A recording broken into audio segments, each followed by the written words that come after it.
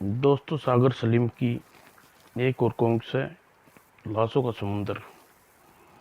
इसके 2 पार्ट आपने पहले पढ़ चुके हैं।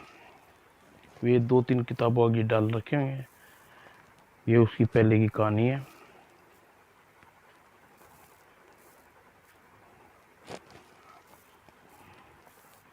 ये आप पॉज करके भी पढ़ सकते हो इसको। चलो दोस्तों, अब शुरू करते हैं आगे।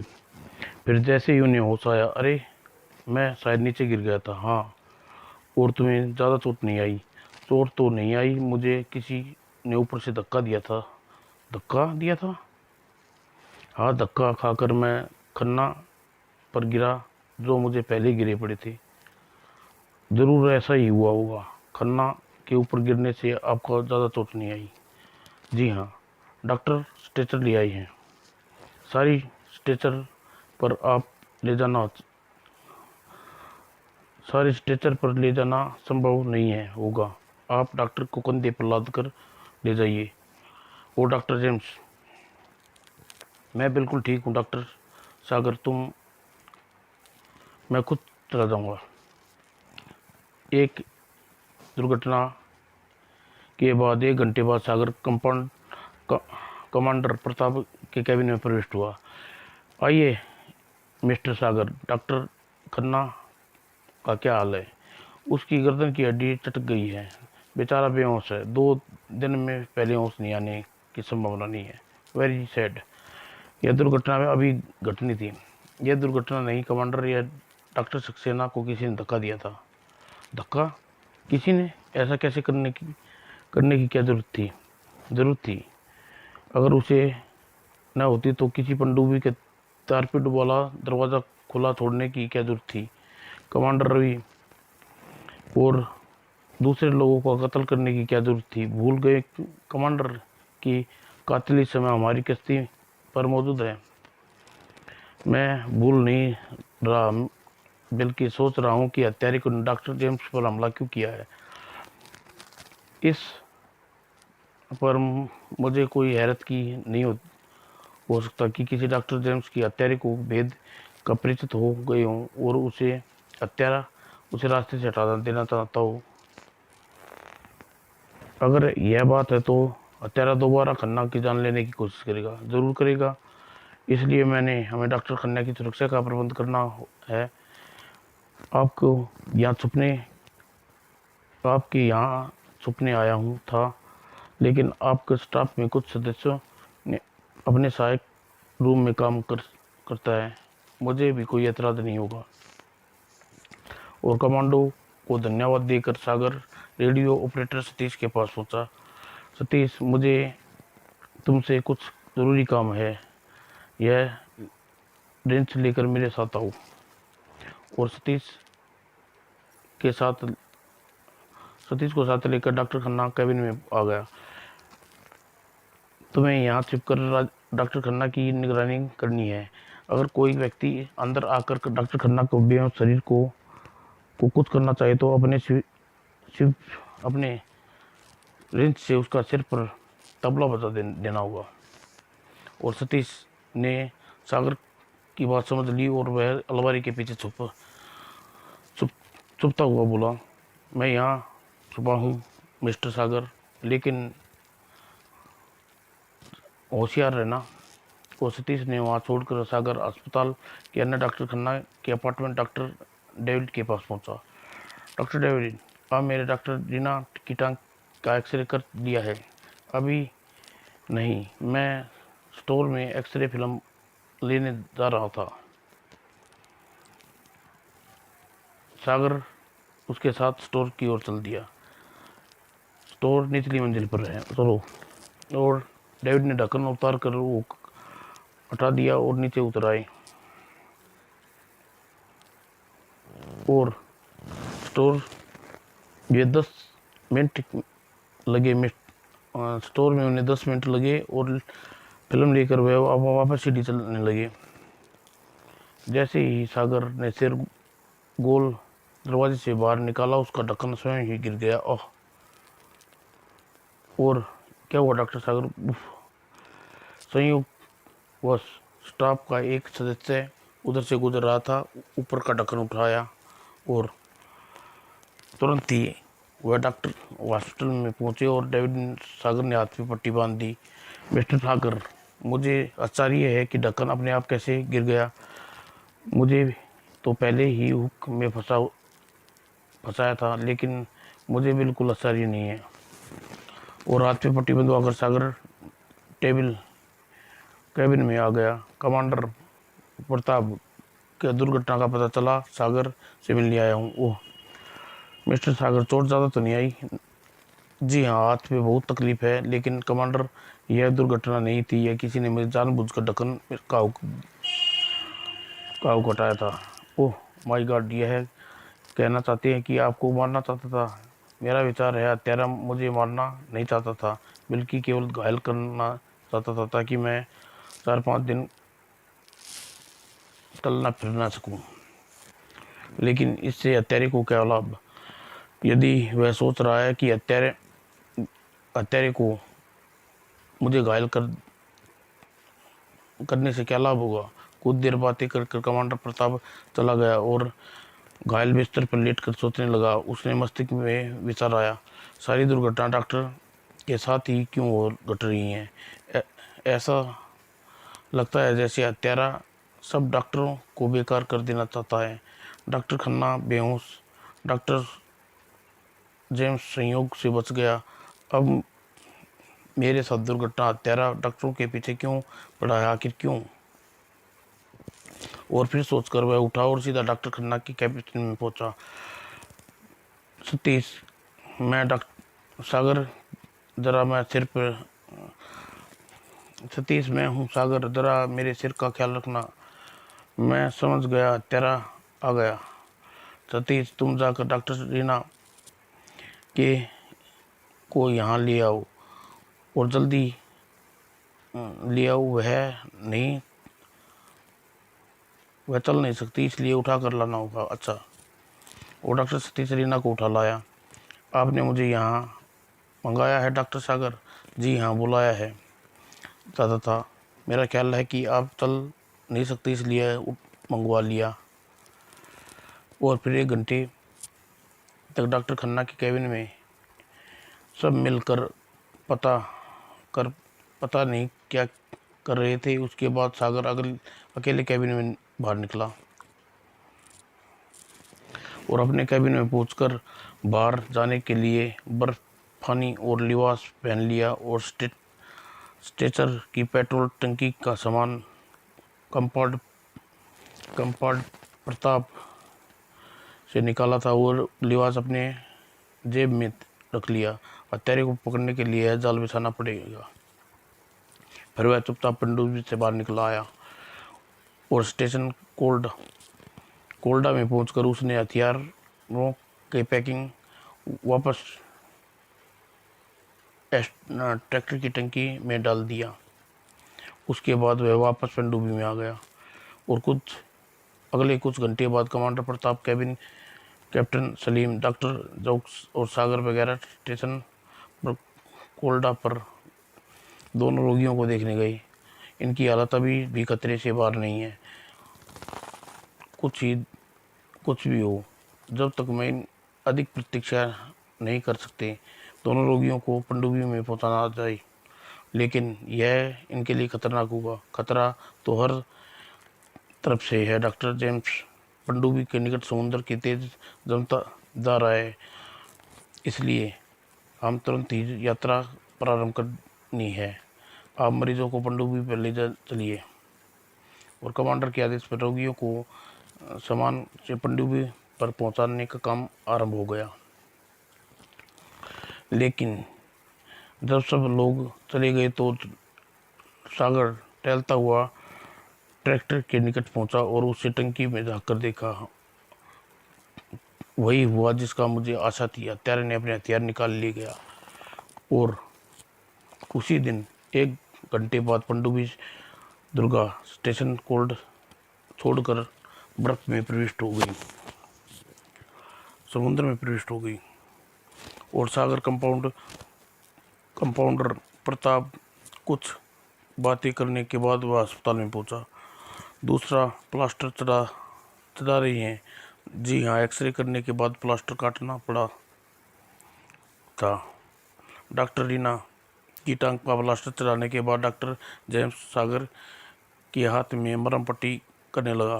हाथ की कोई हड्डी वगैरह तो नहीं टूटी डॉक्टर? नहीं, केवल मांस फटा है गया है, 2-3 दिन में ठीक हो जाएगा। कुछ देर बाद सागर दोबारा कंपाउंडर प्रताप से भेंट की। मिस्टर सागर, मैंने स्टेशन कोल्ड पर सदस्यों को एक लंबी आग के विषय में बताया है। क्या कहती हूँ वह? सबका ध्यान लगभग एक ही जैसा है। सबका बयान सबका बयान जैसे एक नंबर है। जब आग सब ने पहले ही कैबिन में लगी तो कंपाउंडर रवि उसके चारों साथियों के साथ रहते थे। नंबर 2, आग लगने का कारण किसी को भी मालूम नहीं है। सबका अनुमान है कि बिजली की तारों में शॉर्ट सर्किट होने से आग लगी है। नंबर 3, जो लोग बच सके वे उस समय जागे। फिर नंबर 5, कैबिनों में फैल चुकी थी और उसे काबू पाना संभव था। इन बयानों से तो कुछ परिणाम नहीं पहुंचा सका। लेकिन कुछ बातें परेशान किए हुए है। जैसे एक हत्यारा साथ यात्रा कर रहे हैं और उसके पहचान तक नहीं सकते। धैर्य से काम लीजिए कमांडर प्रताप। मुझे आशा है कि वह हत्यारे जल्दी ही कोई न कोई ऐसी हरकत करेगा जिससे हम उस पर पहुंचने का मार्ग मिल जाएगा। अच्छा, अब मैं अपनी कैबिन में सोने जा रहा हूँ। आप थोड़ा आराम कर लीजिए। आप जाकर सो जाइए, मुझे अपनी ड्यूटी पर देनी है। और सागर अपने कैबिन में जाकर सो गया। लेकिन कुछ देर बाद विचित्र सा शब्द सुनकर नींद टूटी। भागो भागो, ये जल्दी जल्दी, ओहो। वो घबरा कर उठा और बाहर आया। क्या हुआ? पंडू भी खतरे में है। सागर दौड़ता हुआ कमेंट रूम में पहुंचा। क्या हुआ? सब कुछ कुशल तो है? नहीं, पनडुब्बी में आग लग गई है। आग लग गई है? कैसे? इंधन रूम में इंधन रूम में कैसे लगी? अभी कुछ पता नहीं चला, लेकिन एटॉमिक इंजन बंद कर दिया। लेकिन हम सख्त खतरे में हैं और अगर आग जल्दी ही काबू न पाया गया तो क्षण पनडुब्बी में फट सकती है। तभी एक आवाज़ कंट्रोल रूम में प्रकट हुई। हमने पता लगा लिया कि ईंधन में आग लगी है। चूंकि ईंधन के पुर्जे तेल और ग्रीस से भीगे रहते हैं, इसलिए आग तेजी से फैल रही है। मगर धुएं के कारण ईंधन रूम में घुसना कठिन है। ऑक्सीजन मास्क लगाओ, निकालो। कमांडर माइक्रोफोन उठाकर आदेश दिया। चारों आदमी अंदर जाकर आग को बुझाएं। 15 मिनट से अधिक पार्टी अंदर धुएं में नहीं रही और ईंधन रूम में निकट भगदड़ मच गई। जल्दी करो, 4 आदमी अंदर चाहिए। और 4 आदमी पहली पार्टी ईंधन रूम में घुस गई तो अगली पार्टी के साथ मैं जाऊंगा। आप मास्क पहन लिए और ईंधन रूम के भीतर धुआं बहुत अधिक था। और कंट्रोल रूम कमांडर चिंता चिंता बढ़ती जा रही थी। सर, आग फैलती जा रही है। गैस मास्क पहनकर बाहर कोई 5 मिनट से अधिक भीतर नहीं रुक पा रहा। सर, आग बुझ चुकी है, लेकिन स्टाफ तक चुका है। कुछ लोग धुएं के कारण बेहोशी हो चुके हैं। बेहोशों की चिंता छोड़ो, जान की फिक्र करो। और लोगों को होश में है उसे बारी बारी अंदर जाकर आग बुझाएं। और मैं भी आ रहा हूँ। आइए मिस्टर सागर, हम भी आग बुझाने के चलते हैं। वह ईंधन रूम में सामने पूछे तो यह लोग धुएं में बेहोश हो गए हैं। Sir, yes sir. वह कुछ ही देर आगे बढ़ा और फिर अंदर जाऊंगा, मास्क दो। क्या बात है डॉक्टर जेम्स? डॉक्टर जेम्स पहले अफसर इंचार्ज ने उत्तर दिया। सर, डॉक्टर जेम्स पहली बार 2 बार भीतर जा चुके हैं, अब से भी फिर भीतर जाना चाहते हैं। बार बार अंदर जाने में खतरा है। मैं खतरे से नहीं डरता, मुझे मास्क दो, मास्क दो। और यह व्यक्ति सचमुच बहादुर है। मैं भी इसके साथ, मैं भी अब बहादुरी दिखानी चाहिए, हमें भी बहादुरी दिखानी चाहिए। कमांडर ने तिलक कहा, गैस मास्क लाओ जल्दी, अगली पार्टी के साथ डॉक्टर जाएंगे। और पनडुब्बी का स्टाफ आग से जंग करता हुआ सागर भी 2 बार आग बुझाने ईंधन रूम में गया। गार्ड मास्क माई गार्ड मास्क पहनकर अंदर दम घुट रहा है। और डॉक्टर जैक 4थी बार आग बुझाने गया तो वह बाहर नहीं निकला। बाहर निकला तो समझ लो। और सागर डॉक्टर जेम्स को संभाला। ये बेहोश हो गए हैं, इसे स्ट्रेचर पर लाओ, अस्पताल में पहुंचना। और कर्मचारी डॉक्टर जेम्स को स्ट्रेचर पर डालकर ले गई। आग का जंग अभी भी जारी थी और 4 घंटे तक पनडुब्बी का स्टाफ आग से लड़ता रहा और मौत से संघर्ष करता रहा। फिर इंजन रूम के बाहर आने वाली पार्टी ने शुभ समाचार दिया, आग भीतर बुझ चुकी है, अब हम खतरे से बाहर हैं। और सब लोग खुशी से नाच उठे और दूसरे गले से लगाई बधाई देने लगे। और अगले 1 घंटे बाद जब सब कुछ नॉर्मल हो गया तो कमांडर प्रताप ने सागर को अपने कैबिन में बुलाया। मिस्टर सागर, आग के बारे में क्या राय है आपकी? आपके विचार से ये आग संयोग से लगी है या हत्यारे ने लगाई है, यही जानना चाहते हैं ना आप? हाँ, तो मुझे विश्वास है आग हत्यारे ने लगाई है। मतलब हत्यारे हमारे साथ कुछ भी होना चाहता है? नहीं, फिर ये आग क्यों लगाई है? आग पनडुब्बी को नष्ट करने के लिए नहीं लगाई। मेरा अनुमान है हत्यारे ने अनुमान गलत निकला। वह इंजन रूम में कोई चीज़ जल्दी जलाकर डाली थी ताकि ईंधन रूम से धुआं भर जाए और वह आप घबराकर पनडुब्बी को सतह पर ले आएं और इंजन वगैरह की चेकिंग में 2-3 घंटे लग जाएं। और लेकिन हत्यारे का वार उल्टा हो गया। इंजन रूम में तेल और ग्रीस में आग पकड़ ली और स्वयं हत्यारे की जान भी के लाले पड़ गए। लेकिन हत्यारे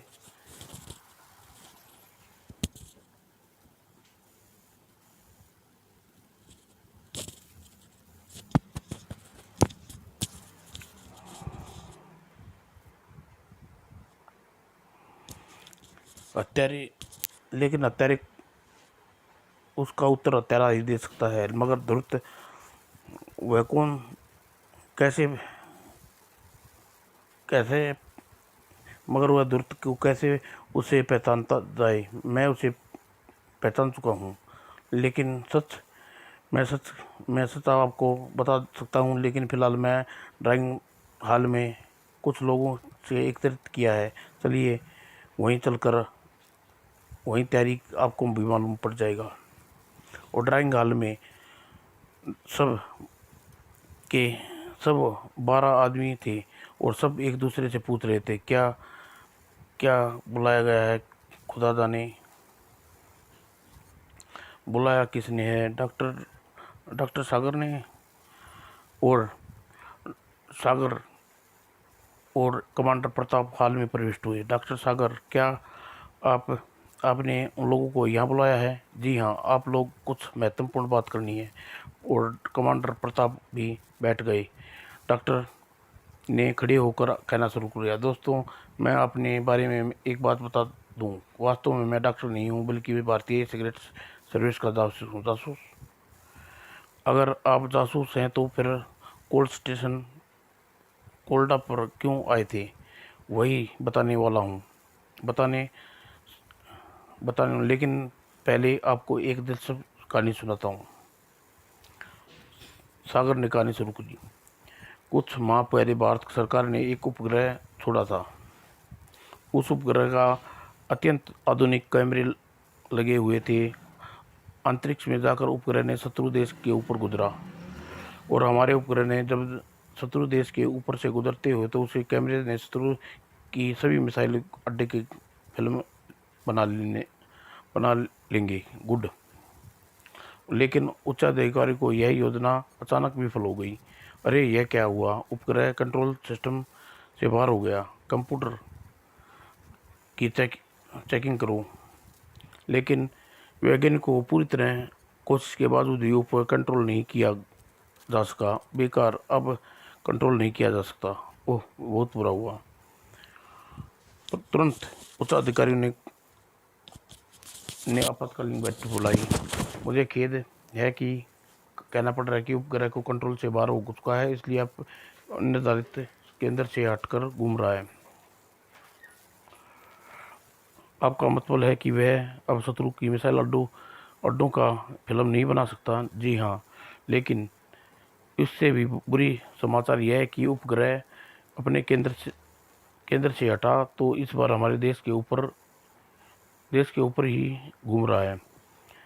हमारे दो हमारे हमारे ही सारे फौज ये अड्डों की फिल्म बना ली है। ओ माय गॉड, यह तो बुरी खबर है। सबके चेहरे उतर गए। यह बहुत खतरनाक बात है, लेकिन यह उपग्रह अपनी बनाई हुई फिल्मों को कैप्सूल एक निर्धारित समय पर नीचे फेंक देगा, और वह उसे सिस्टम रखा गया है। वह शत्रु की मिसाइल के अड्डों की फिल्म बनाकर एक निर्धारित समय निधन स्थान पर फेंक दे। लेकिन अब सब कुछ उल्टा हो गया है। उपग्रह अब हमारे ठिकानों की फिल्में बनाकर कैप्सूल फेंक देगा। वह कैप्सूल जब भी उस स्थान पर नहीं गिरेगा तो जहाँ से उसे गिरना चाहिए, फिर तो खतरनाक बात है। फिर वह कैप्सूल किसी शत्रु के देश में गिर गया तो क्या हुआ? उस कैप्सूल के शत्रु के देश में नहीं गिरना चाहिए। लेकिन हम उपग्रह हमारे कंट्रोल से बाहर हो चुका है, तो हम क्या कर सकते हैं? तभी क्या पता लोग ज़्यादा परेशान होइए। हमारे हिसाब से लगा कर देखा गया है कि कब उसके अनुसार फिल्म वह कैप्सूल किसी शत्रु देश में नहीं गिराएगा। फिर कहाँ गिराएगा? साउथ पोल यानी दक्षिण ध्रुव पर, और वहाँ हम उसे प्राप्त कर सकते हैं। यह तो अच्छी खबर है।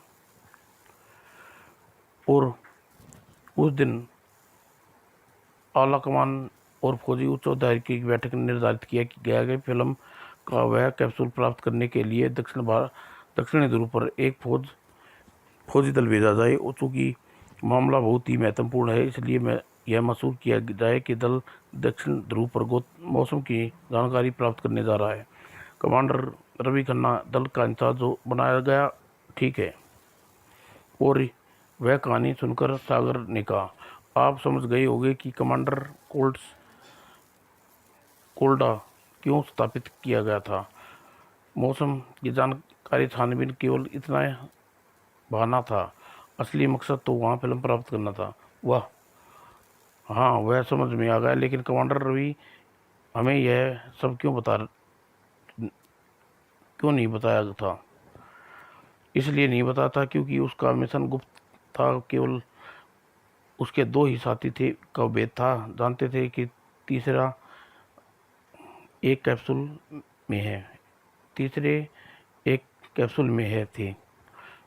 उसके पास कुछ विशेष मशीनें थी जिससे वह समय कैप्सूल को पता लगा सके।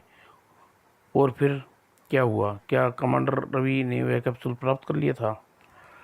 यह अभी पता चल जाएगा। पहले मैं यह बता दूं कि कमांडर रवि ने स्टेशन कोल्ड पर स्थापित होने से कुछ दिन बाद हेडक्वार्टर पर संदेश भेजा कि स्टाफ के कुछ शत्रु जासूस भी है। शत्रु जासूस? हाँ। हम लोगों ने अपने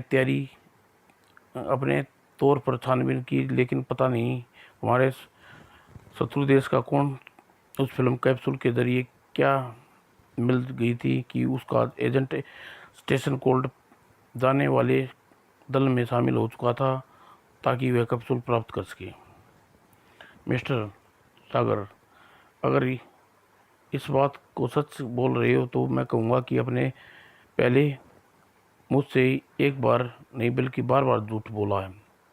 यस कमांडर प्रताप, मैंने आपसे सभी सच्ची बातें नहीं बताई, लेकिन समय आने से पहले मैं कैप्सूल का जिक्र भी नहीं करना चाहता था, लेकिन इस बात मेरी कहानी बिल्कुल सच है। आगे से कहिए मिस्टर सागर, मैं आपकी कहानी सुनकर आश्चर्य हो रहा हूँ। आगे मैं यह कहना चाहता हूँ कि स्टेशन कोल्ड से बचाए गए आप लोगों में से एक व्यक्ति हत्यारा है और शत्रुओं का जासूस है, जिसने निपटने के लिए मुझे 1000 मील दूर यहाँ भेजा गया है। और कुछ क्षण खामोशी के बाद डॉक्टर जेम्स ने कहा, नहीं नहीं, आपकी कहानी पर विश्वास नहीं है। हमारे आदमियों में से कोई गद्दार नहीं हो सकता। इससे पहले मेरी पूरी बात सुन लीजिए, फिर आप कोई फैसला कीजिए। यह समय कल्पना की दृष्टि से नहीं देख रहा हूँ। यह स्टेशन कोल्ड की घटनाएं किस प्रकार पेश आई थी। कमांडर, जब पता चला कि कोई व्यक्ति गुब्बारे और गैस चुरा रहा है, तो दूसरे ही शब्दों में व्यक्ति चोरी के गुब्बारे के द्वारा संदेश किसी को भेज रहा था और विश्वास साथियों को मशवरा किया। मुझे विश्वास हो गया कि स्टाफ में कोई शत्रु है। मैं कैप्सूल प्राप्त करने में हमारे साथ आया है। वह कैप्सूल यहाँ कब गिरने वाला है? कैप्सूल 2 दिन के अंदर गिरना चाहिए। वह हमारे स्टेशन के निकट ही 500 गज दायरे में किसी स्थान पर गिरेगा और शत्रु का एजेंट कैप्सूल को प्राप्त करने की कोशिश जरूर करेगा। इस बात से कमांडर रवि अपने एक साथी की ड्यूटी लगा दी कि वह कैंप के बाहर जाने वाले व्यक्तियों पर नजर रखी। उस हत्यारे के पास ऐसा यंत्र था जिससे कैप्सूल गिरने से सही समय ज्ञात हो गया, तो ठीक समय पर वह कैप्सूल लेने निकल पड़ा। शत्रु ने एक चालाकी यह की कि कमांडर रवि को जिस कैप्सूल की तलाश करने के लिए जो उपकरण थे वे उन्हें खराबी पैदा कर दी थी, और कमांडर के हिसाब से लगाया कि उसने अनुसार कैप्सूल एक दिन बाद गिरना था, जबकि कैप्सूल ठीक अपने समय से पहले गिरा और बर्फ पर गिरते ही कैप्सूल के माइक्रो संदेश दिया, P P P P P, और शत्रु ने अपने रिसीविंग सेट से उसे सिग्नल को रिसीव करके सही स्थान पर पहुंचाकर कैप्सूल को पैकेट उठा लिया। और कैप्सूल पैकेट लेकर जब वह कैब में पहुंचा तो पहरेदार ने चोरी से आते देख लिया, लेकिन पहरेदार एक बड़ी गलती कर गया था। वह कमांडर रवि को सूचना देने की बजाय खुद शत्रु के कैबिन में घुस गया और उस पर हाथ मारा गया। और पहरेदार की चीख सुनकर कमांडर भी उसी कैबिन में आया और हत्यारे ने उसे गोली मार दी। और फिर हत्यारे ने कमांडर के 2 साथियों को हत्या कर दी। उस वक्त वे गहरी नींद में सो रहे थे। और फिर लाशों को छुपाने के लिए उसके लिए हत्यारे ने एक भयानक योजना सोची और उन लाशों को कमांडर रवि कैप्टन में एकत्रित किया और पेट्रोल छिड़क आग लगा दी।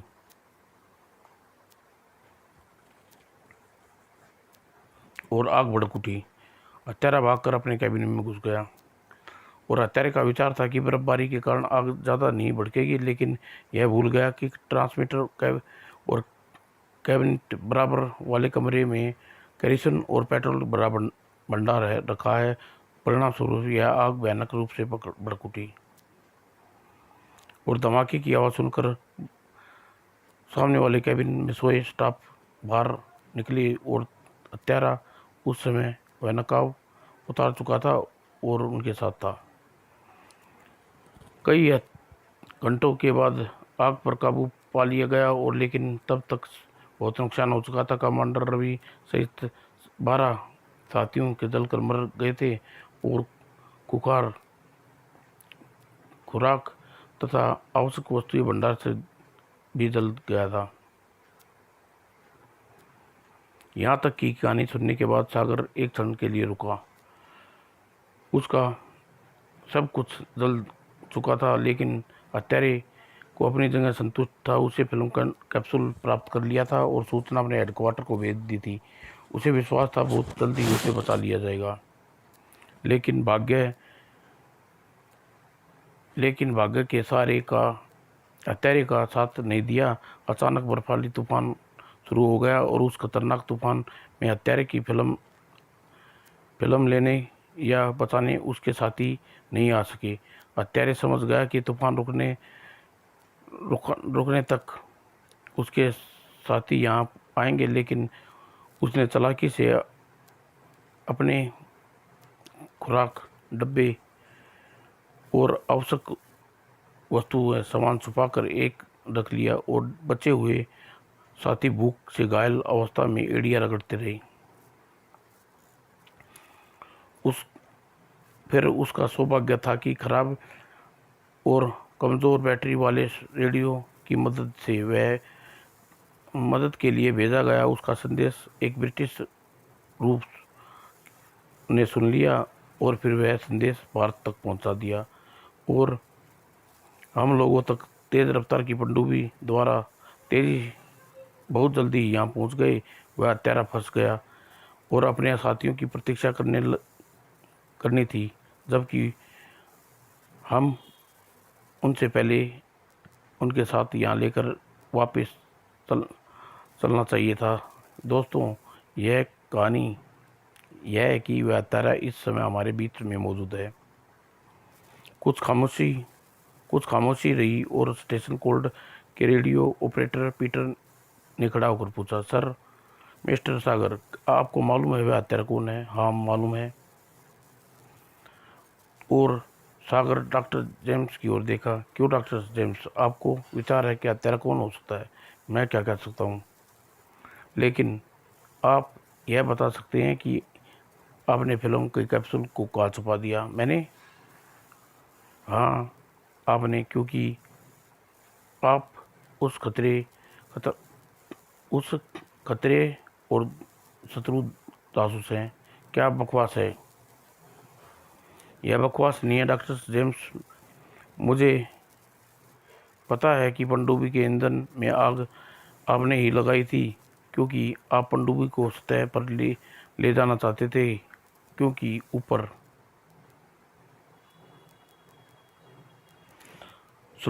खुले समुद्र में आपकी सरकार का जहाज मौजूद है जो आपकी सहायता के लिए आया है। उस जहाज की प्रतीक्षा में आपने स्टेशन पर दो रोगियों को पनडुब्बी पर लाने में विरोध किया ताकि एक दिन और ठहर सकें, और कोल्ड स्टाफ आप केवल एक व्यक्ति थे जो इसके चुस्त पुस्त थे, और आप खुराक थी और दवाइयाँ भी। आप और डॉक्टर खन्ना एक साथ कैंप के वापस आए तो आपने सीढ़ियों पर डॉक्टर खन्ना को पीछे से आपके पीछे था। आपने ही उसे गिराया ताकि 1-2 दिन के बेकार हो जाए, और उसके बाद आप खुद गिरा दिया ताकि किसी को आप पर संदेह ना हो। जानबूझकर डॉक्टर खन्ना पर गिरे ताकि आपको चोट न आए। अपने ये स्टोर रूम के दरवाजे का हुक निकाल था ताकि ढक्कन के सिरे पर गिरे और वो 2-4 दिन बेकार हो जाए। आप चाहते थे कि आपको सिवा डॉक्टर न हो, ताकि स्टेशन कोल्ड में दोनों रोगियों का बहाना कंपाउंड को करके वहाँ ठहरने के लिए भी कर सकें। और भारतीय भारतीय पाठ पनडुब्बी में रवाना होने से पहले आपने किसी साथी को पनडुब्बी को तारपीट में खराबी की थी ताकि हमारी यात्रा 2 दिन लेट हो जाए और आपके साथी तब तक भारत पहुँच कर तलाश कर लें कि फिलहाल आपको निपटना ज़रूरी है। ओह, यह बकवास है, आप मुझ पर झूठा आरोप लगा रहे हैं। और सागर कमांडर प्रताप को घूमा। कमांडर प्रताप, आप डॉक्टर जेम्स को मेरी जिम्मेवारी पर गिरफ्तार करके कैद कर लीजिए। आप इसके विरुद्ध प्राप्त सबूत हैं। ओके मिस्टर सागर, मैं व्यक्ति को पाठ पहुंचाने के लिए कैबिन में कैद करता हूं। और ऑल राइट जेंटलमैन, नाटक समाप्त हुआ। कोई किसी को गिरफ्तार नहीं करेगा। तो मिस्टर प्रभाकर, आप डॉक्टर जेम्स के साथी थे। मुझे विश्वास था कि कोई डॉक्टर जेम्स को अकेले नहीं हो सकता, उसका कोई साथी भी ज़रूर होगा। इसलिए मैंने पिस्तौल दोबारा टैंकर में रख दिया था। और दोबारा क्या मतलब यह है कि कैप्टन प्रताप ट्रैक्टर की टैंकी में पिस्तौल तलाश कर लिया था और वह पिस्तौल और कारतूस अपने साथ ले आए थे। लेकिन कुल मिलाकर वह पिस्तौल ट्रिगर की पिन डाल आया था और देखना चाहता था कि डॉक्टर जेम्स या कोई और साथी। उस पिस्तौल को रखने के बाद मैंने डॉक्टर जेम्स को एक क्षण के लिए भी अपनी नज़रों से ओझल नहीं होने दिया। और डॉक्टर ट्रैकर से निमटे गए और पनडुब्बी पर लौट आए। और मैंने आकर देखा कि टंकी पर रिवॉल्वर गायब है। तो मैं विश्वास हो गया कि डॉक्टर का कोई साथी है जिसके पास हथियार है। खैर, हमें पहचान लिया, इसमें कोई फर्क नहीं पड़ता।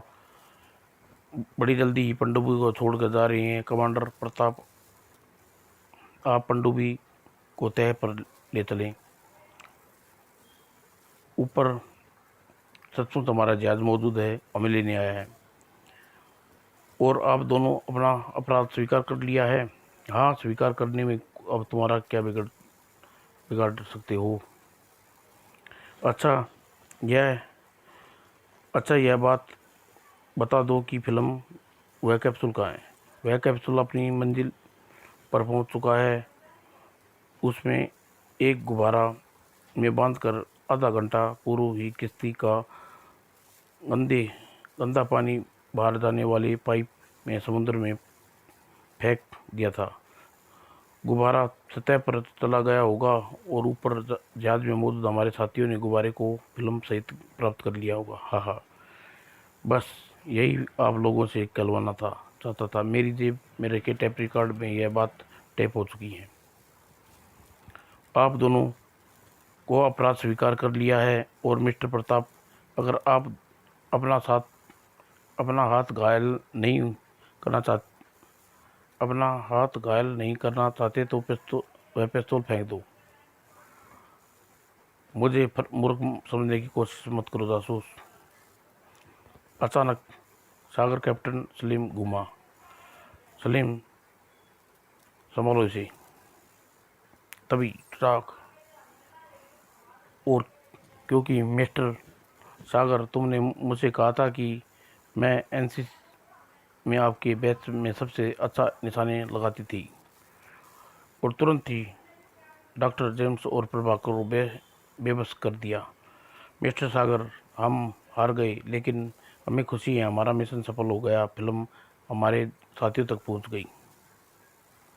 डॉक्टर जेम्स, वह फिल्म मेरे पास है और तुम्हें डॉक्टर खन्ना और मुझे पर हमला किया था, तभी मैं समझ गया था कि किसी महत्वपूर्ण काम के लिए तुम इतना खतरा मोल ले रही हो। जिसमें जिसमें जिक्र किया कि पनडुब्बी चलकर हम डॉक्टर रीना की टांग का एक्सरे काटेंगे। उसके बाद तुम्हें और लोगों को डॉक्टर के रास्ते से हटाने की कोशिश की। पहले ही आप हैरान था कि फिर मैं समझ गया कि यह नहीं चाहते कि वह कोई डॉक्टर रीना को प्लास्टर काट कर एक्सरे करे, क्योंकि रीना की टांग में प्लास्टर चढ़ाया था तो फिल्म का कैप्सूल प्लास्टर में रख दिया था। और यह विचार आती ही मैंने परसों रात डॉक्टर रीना का प्लास्टर डॉक्टर द्वारा खन्ना ने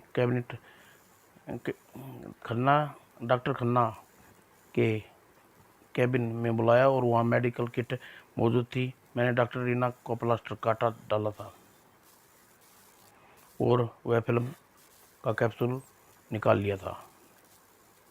और फिर मैंने बेकार सी फिल्म और नकली कैप्सूल रखकर डॉक्टर रीना की टांग पर नया प्लास्टर चढ़ा दिया। और डॉक्टर जेम्स, तुमने डॉक्टर रीना के प्लास्टर काट कर वह कैप्सूल निकाल लिया और अपने साथियों को भेज दिया। उस नकली और असली कैप्सूल मेरे पास सुरक्षित है। परसों रात जब डॉक्टर रीना और सतीश मेरे हमराज हैं और हम तीनों मिलकर आपके गिरफ्तार करने का जाल बिछाया था, तो कैसी रही डॉक्टर जेम्स प्रभाकर? हम दोनों एक कैबिन में कैद करके बाद कमांडर प्रताप ने सागर का कंधा थपथपाया। वेरी गुड मिस्टर सागर, आप जासूस नहीं बल्कि जादूगर हैं। आपके प्रतिभा को सलाम करता हूँ। Thanks you commander. और सागर डॉक्टर रीना के पास पहुंचा। डॉक्टर रीना, आपके एक अच्छी जासूस बनना की क्षमता है, तो फिर आप अपने असिस्टेंट बना लीजिए।